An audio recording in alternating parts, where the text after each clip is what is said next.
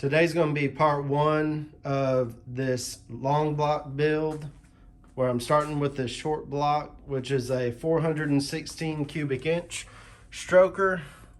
As y'all may have seen on the other video, Wiseco forged pistons, Lunati forged crank, 4-inch stroke, and then also Lunati forged H-beam rods. So I'm going to go step by step as I take this from just a LSA block with the pistons, rods, and crank installed in it, as well as all of the oil galley and other plugs already in it. So I'm taking it from that and I'm going to build it all the way to a long block. So to get started with, please hit like on this video. If you haven't already, please subscribe, and also please keep the comments coming. I appreciate all the support and everybody helping out. So the first thing first, this windage tray. The windage tray wasn't on it, so the first thing to do with it, on a 4-inch stroke crank, you're going to have some spacers. You can see these spacers right here that are below the windage tray itself. So these have to be on here because with the 4-inch stroke, the rod bolts can sometimes come in contact with the windage tray. If you don't have the spacers, it will come in contact with it and it will hit on the bottom side as the engine rotates over. So first thing to do was to install the windage tray. After I cleaned it all up, put some brake and parts cleaner on it, wiped it all down so it looks like brand new. Right here you can see front is stamped on which side goes to the front of the engine. And then just in case if anybody ever needs it, here's a part number right here for this part. All right, so I put on the nuts to tighten it down, rotated the crank around a few times, and it was hitting a little bit back here. As you may be able to see, I had to dent this section out just a little bit. It doesn't take much, but I had to dent that section out because this rod back here, the rod bolt, every time it would come up and circulate over, it would just barely hit it. And it put a little scratch, like, I don't know, maybe about that long. Wasn't very long at all, but it was enough to, make a noise and grind every time it went by. So I made the clearance, reinstalled the tray, circulated it around, also took a look from this end and from the front end, and just made sure that it looked like there was room for everything to rotate around. So not a real fun process. I didn't figure y'all would be too interested. Just figured I'd talk about it and cover it quick. Then the next thing that I did was I installed the rear main seal, which is in with the rear main plate that goes on the back of the engine here. It's a little hard to see some of it, but you can see all the shiny new bolts, brand new rear main seal, and the whole back plate is brand new, along with a new gasket, which is down inside of here, the whole way around. So for that, I got to looking and researching and just seeing what what options were out there and everything. And what I came up with was I got this whole brand new piece, which was from Dorman. So here is the part number for it. Dorman 635518. So in that box came everything, all brand new hardware, new bolts, new rear main cover with the rear main seal already installed, and the rubber and metal gasket that goes the whole way around. So that right there wasn't but about $30 or so, maybe $35. I know it was under 40 at the time that I purchased it. So they had it in stock. It was super easy, so I decided just to do that because the seal itself was over $20, and that didn't even include new hardware, new gasket, or anything like that. So just to kind of quickly go over the installation here, is the stock one. Okay, it wasn't really leaking, but with a new engine, instead of just cleaning this up and installing it, you want to go back with something brand new. So if you can see there, the rear main seal has a taper to it. And then the outside edge, let's see if I can get it here. There's a taper there on the part that slides. It goes this way onto the crank. And the back end is kind of like a straight, more of a straighter edge. So it fits very snugly on that crank. So the first thing to do is have the gasket with the back plate. And then I just easily worked it over this crank and then just slid it over. The next thing I did was I started every single bolt by hand, and then just barely by hand kind of snugged them down, but left room so it could move. Now it's going to self-center anyways on this crank because of the way that seal's made, but you don't want anything, you know, putting more pressure on one side than the other. So once it was all slid onto the crank, all the bolts hand started and the seal in, then I rotated the crank a couple times, over 360 degrees, multiple times, just so it could, you know, ride where it wanted to ride, and just to try to get everything centered up and just sitting where it wanted to sit. Then from there, each of these bolts gets torqued to 22 foot-pounds. So after it felt like it was centered and this here was smooth, I torqued it all down to 22 foot-pounds. So we'll install that flex plate soon, but the next thing to do is to install the lower timing gear onto the front of the crank. So we'll get to that next.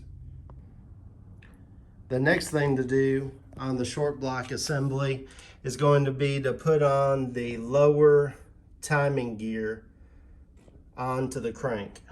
So that's going to be the next thing to go on to the crank and to go on for our front assembly.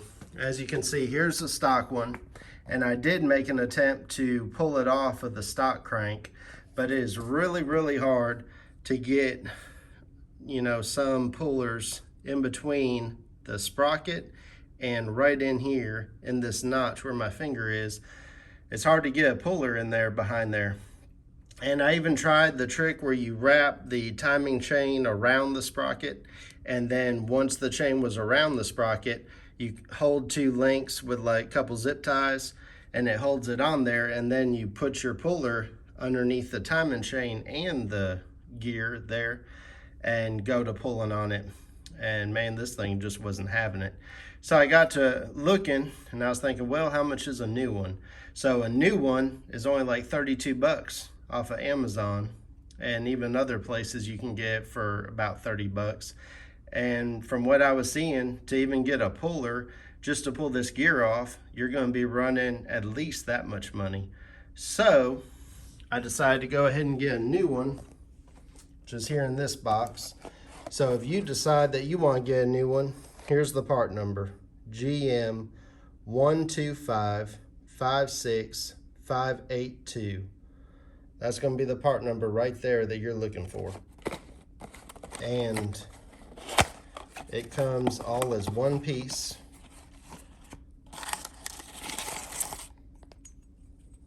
There you go. A brand new one. So, in my opinion, it's worth it just to buy a new one as opposed to pulling the old one off and wasting all that time and effort. Some of y'all might get it off, but I wasn't as fortunate. Also, something that I'm going to point out here is you'll notice you have a spot for the keyway right here. That's where the keyway goes. That's on the crank right there. And then you'll also notice a fixed timing mark right here. So as you can imagine, there's only one way that this thing's going to slide on, and the timing mark you'll obviously have at the top, and you'll line it up with the cam sprocket with it pointing down at it. Also, I verified here you can see there's the keyway and there's the timing dot. Same way here, keyway, timing dot. It's the exact same part, lined up the exact same way. I just like to do that to compare, to make sure that I got the right thing. So right now, when we go to set it on here, it will slide on over halfway. It only has a little bit left to go. So the trick here to try and make the installation easy, it kind of gets a little caught on there. So I'm gonna put this guy right here after I wash it off with some cleaner, just to wash any machining oils and junk on it. I'm gonna take it and I'm gonna put it on an old cookie sheet inside my oven, and I'm gonna heat it up, and then hopefully with this being hot and the crank being cold, this will just slip right up on there, nice and easy. So we're gonna give it a try. Let's see how it works.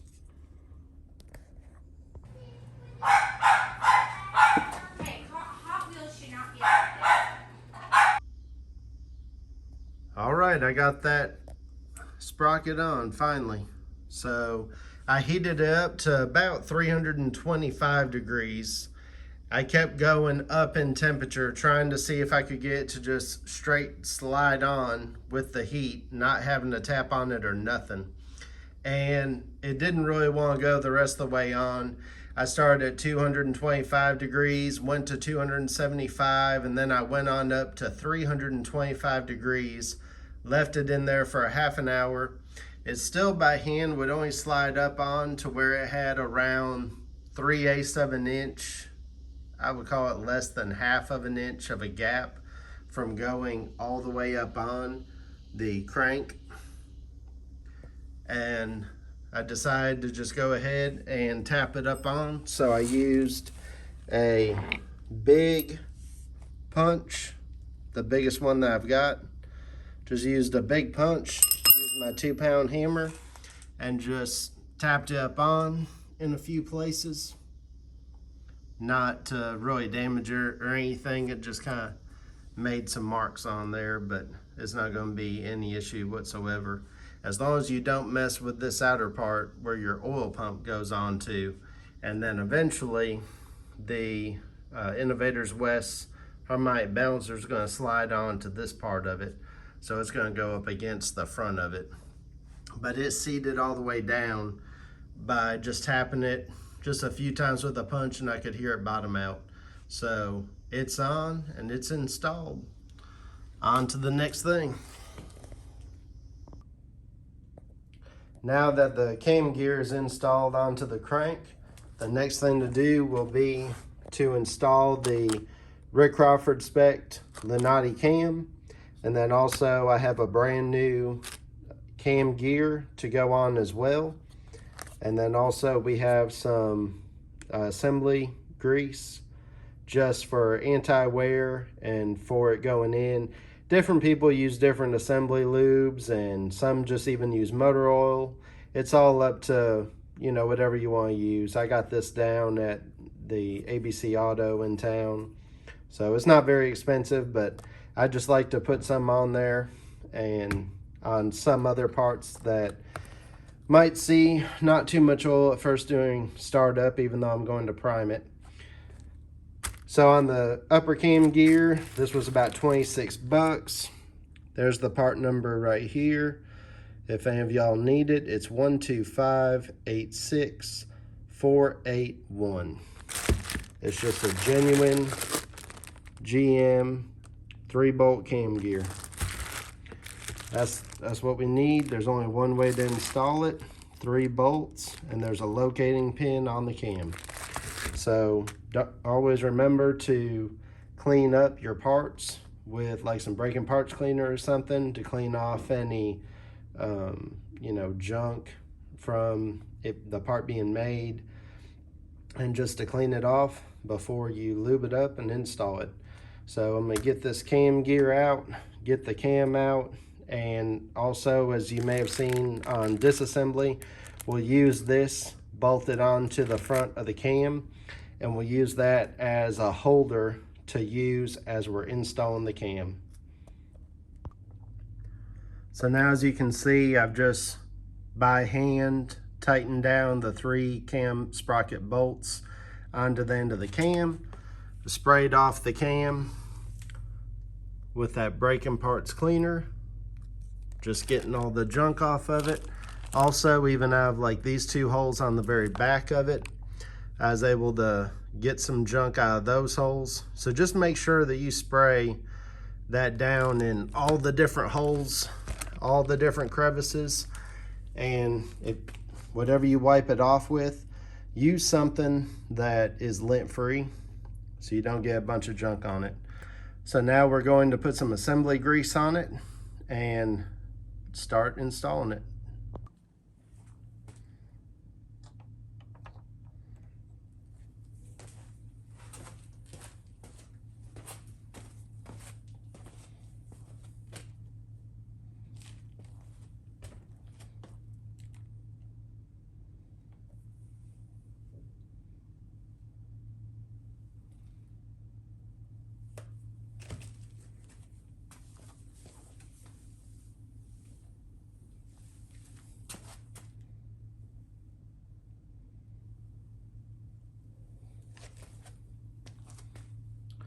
All right, so I'm gonna start applying some of this assembly grease onto the cam. I'm gonna rub it in by hand, but just kind of put, you know, a dab on each so now I'm gonna start applying the assembly grease onto the cam itself. Apply a little dab just kind of onto each lobe and cam journal, and just kind of work it around.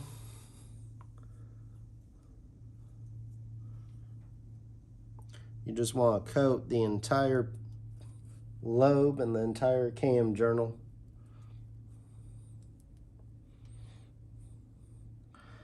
Also be careful because the cam does have a lot of sharp edges. So right there on the edges of those lobes are very, very sharp. You can use some gloves or whatever you want to use. Probably isn't a bad idea. Use some good rubber gloves. Just be careful. You don't want to drop the cam, obviously, and damage it.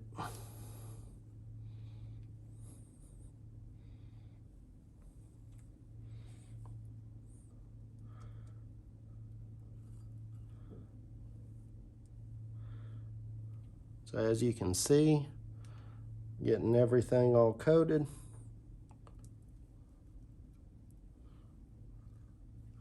Just want to kind of rotate it around, make sure it looks good. Now we're going to start to go in with the cam. You want to just go nice and slow.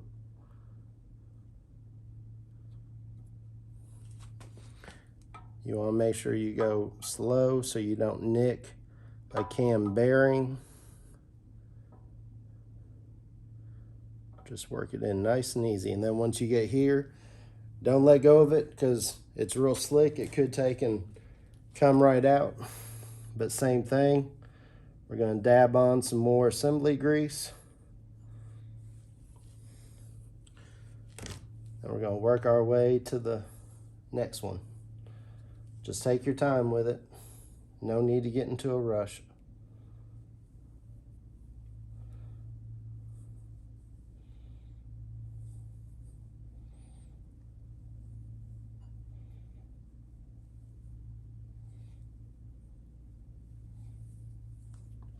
Kind of rotate it around.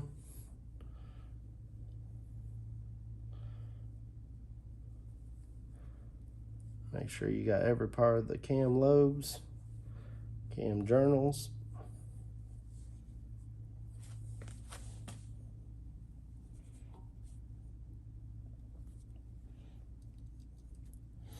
All right, looks pretty good. So we're gonna go in some more. Nice and easy. Rotate it if you need to.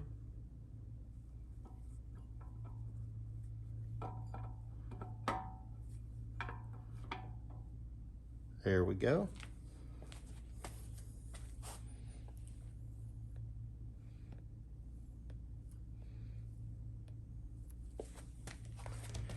Remember, this cam is a 239 intake duration and 255 exhaust duration.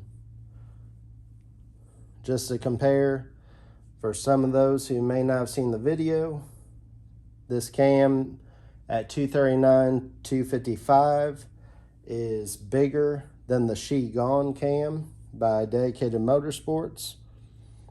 That one is a 233 intake duration and 248 on the exhaust duration. Again, no disrespect to the She Gone cam or to Matt Owen or anybody at Dedicated Motorsports. He's helped me with some different stuff that I've needed and has been very nice and helpful. They're great people. Before I ran across them, though, I have been using Rick Crawford.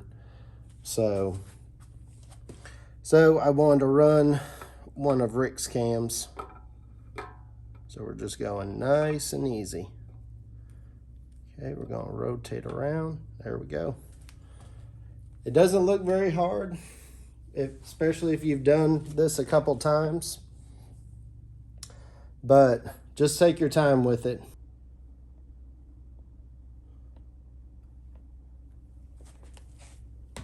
All right, so we'll just finish up on these last lobes and the last cam journal and finish on the last part of the install here.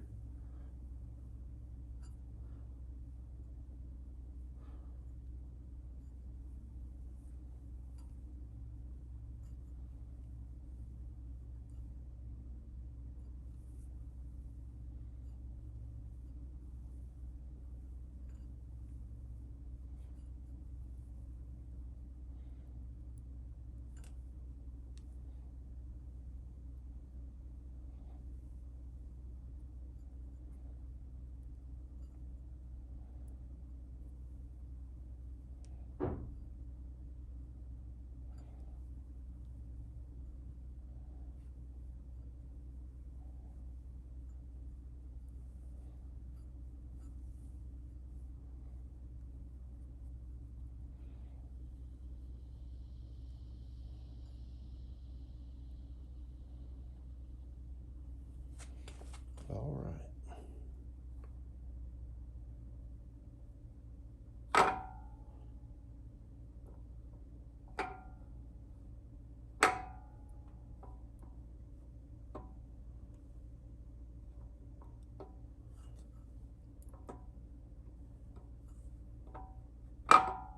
Sometimes you have to rotate it just to get it to the right spot where it's going to go on in. There it is. It's fully installed. All right, so now we're going to take off these bolts. Now that it's installed,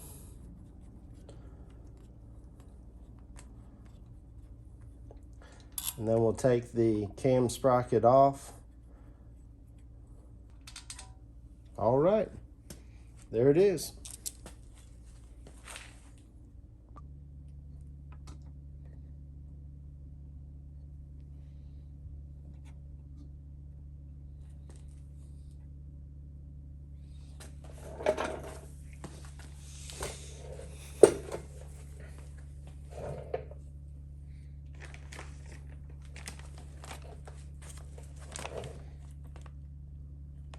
Next up is going to be our cam retaining plate. I got this one from ICT Billet. The part number is 551269.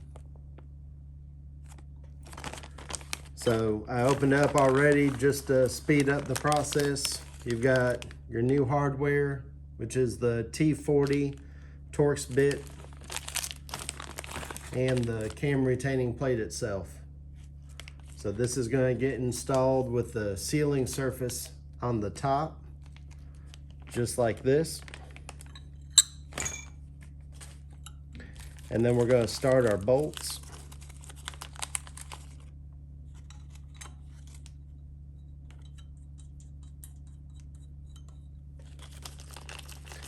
These are going to get torqued down to 18 foot-pounds.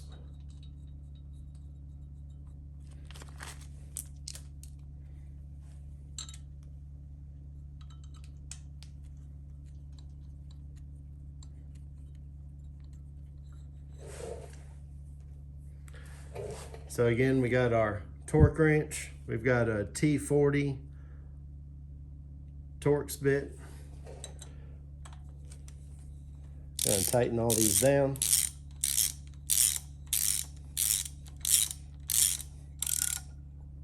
Just gently snug them up at first. They are tapered bolts and tapered holes. So we're just gonna snug them all up first, and then we'll torque them down.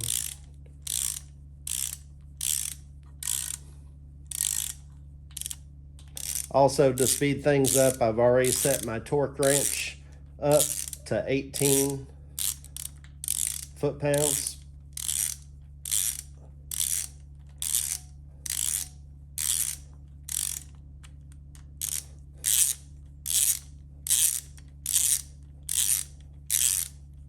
I'm just working it with my hand to speed up the process. All right.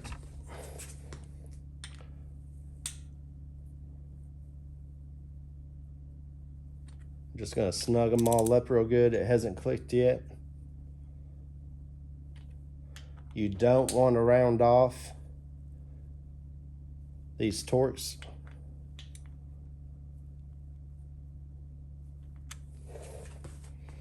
Okay.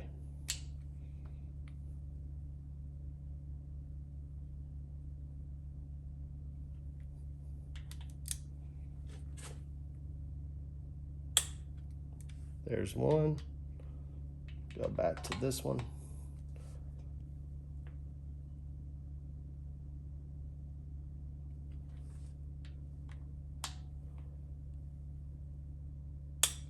There's that one. There's that one. There's that one. All right, so they're all torqued down to 18 foot-pounds. The cam retaining plate is done. The next thing we're going to install is our timing chain guide, which sits right here. I'm going to put a dab of blue Loctite on both of these bolts.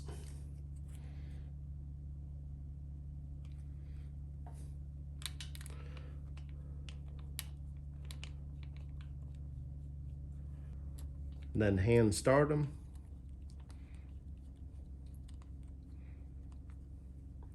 These get torqued down to 18 foot-pounds as well. We're going to snug both of them up.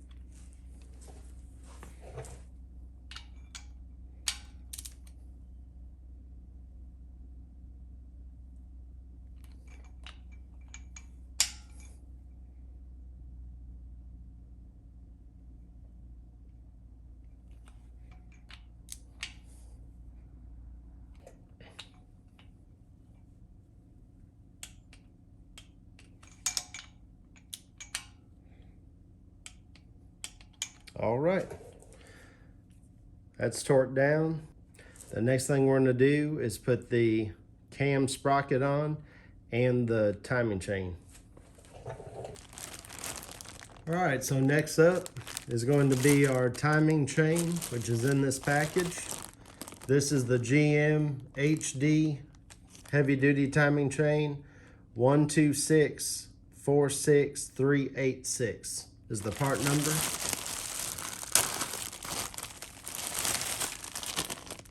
So here's that heavy duty timing chain. We're gonna get it out, get it ready to install. Just kind of inspect it, make sure it looks good, make sure it looks clean, make sure there's no pins that are pushed one way or the other. It all looks real good.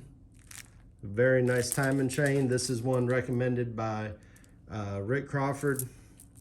He said he likes to run the GM HD chains. So that's what we're running, the GM HD chain, and then the GM lower sprocket and upper 3-bolt sprocket. We'll set that timing chain right here for now. To do our cam sprocket, here's our ARP cam sprocket bolts. The part number is 134103. You've got your 3 cam sprocket bolts and your assembly lubricant that ARP supplies with it. So when you open up the bolt kit, again, here's the part number, and it says to torque it to 25 foot-pounds. The stock torque specs is 26. I believe it's just a little bit lower because of the ARP assembly lube. So that's our torque spec. So we got our bolt. Take a little bit of assembly lube. Just kind of apply it on there. About like so. So I've already set it up by rotating the crank to where our timing dot is right here on the top of our lower sprocket. Also, your keyway is going to be over here at about 2 o'clock.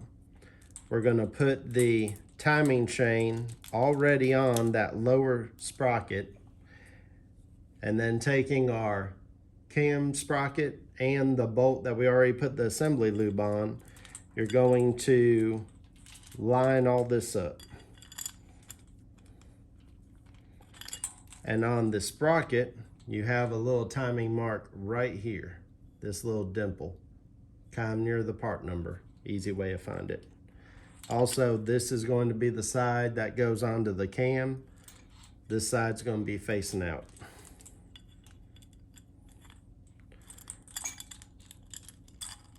So we're going to put our chain on there. We're going to line it up on our lower sprocket. And that's going to be a little bit off because our timing mark is facing over here. All right, let's try it again. I'll line it up where it's like that.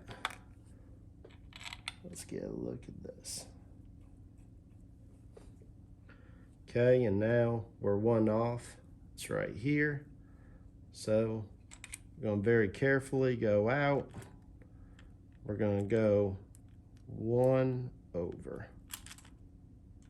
Let's go right here. Nope, it's one too far.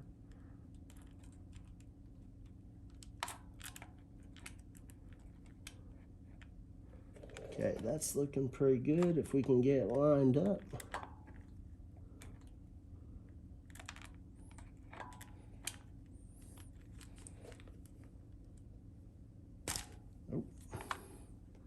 That's going to be too far. So this part right here can be a little hard to line up because your tab on the front of your cam, which goes right here, has to be at about 3 o'clock. So it moved on me and rotated down when I was trying to get it lined up. But to help us with where we need our chain to make it a little bit more easy, I'm going to take this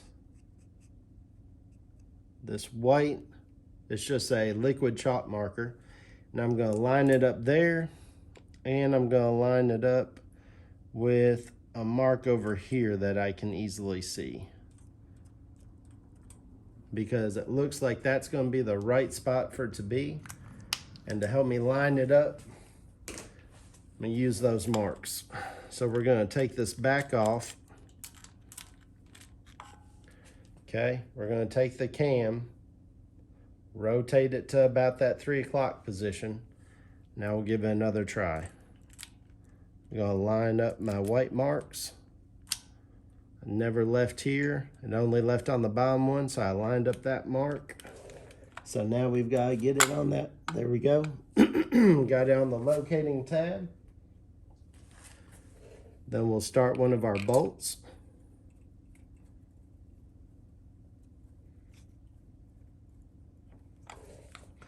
All right, we're just going to look to verify that our timing marks are lined up, which they are.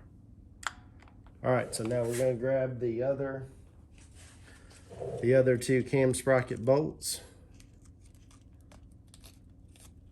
Get some assembly lube on there.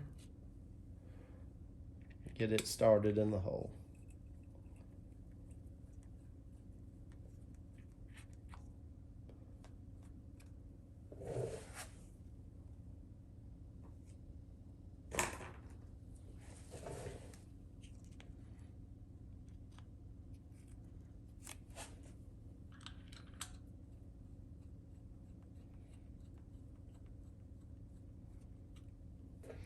Okay, so now that we've got it lined up, I'm going to rotate it around. Just make sure that there's nothing that's binding.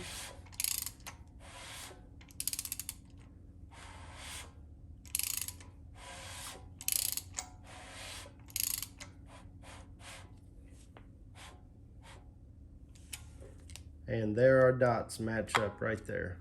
So we've rotated it around.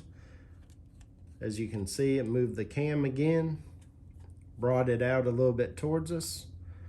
So I'm gonna do the same thing. I'm gonna rotate it around.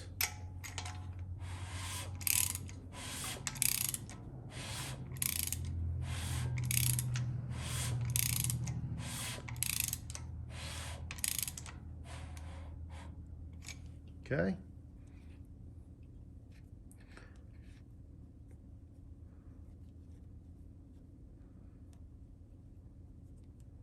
All right, so just doing that and tightening these down by hand, it just lets everything line up and just makes it nice and easy to where everything's lined up. The cam is pulled out to where it's going to ride.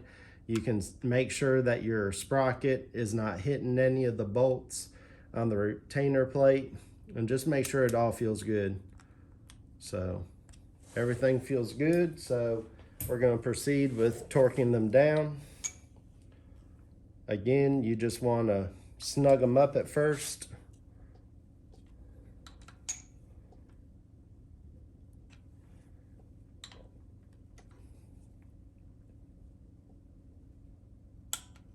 Okay, there's one.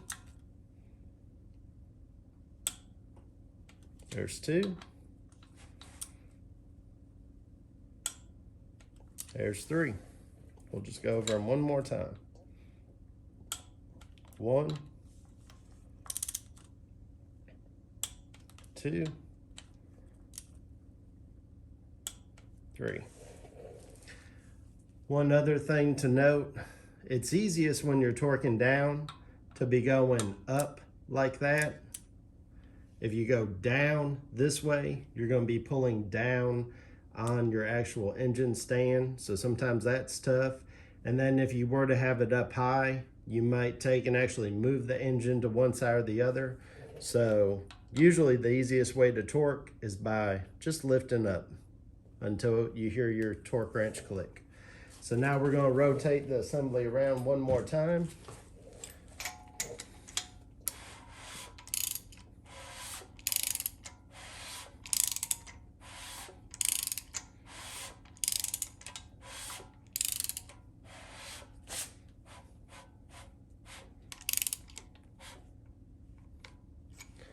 Nothing's binding, everything's great.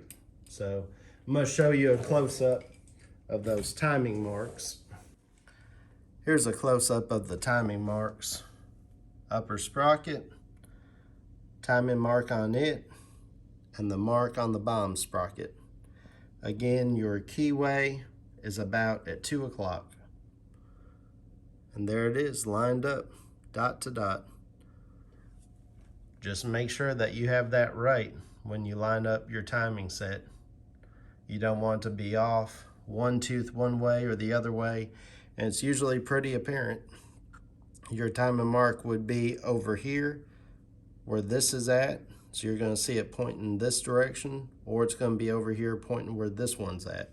So it's pretty apparent if you're off a tooth or not. So that right there is good to go. I'm going to take and just put a little bit of like motor oil on it, so it has a little bit of lubricant on it when it starts up. So this is going to conclude the part 1 of the engine build. I'm going to do a part 2, possibly even a part 3, because there's just a lot of footage and a lot to go over in detail when assembling an engine. So if y'all would, please check out the other part 2 and so on videos coming up. And please like this video. And if you haven't already, please consider subscribing. And y'all remember to leave me some comments. Thanks.